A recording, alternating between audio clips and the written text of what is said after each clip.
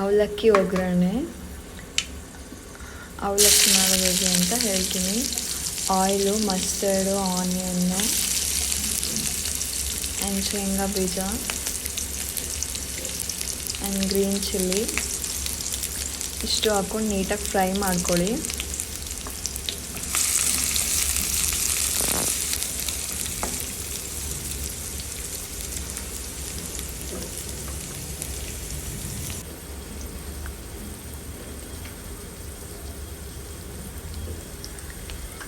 And turmeric powder.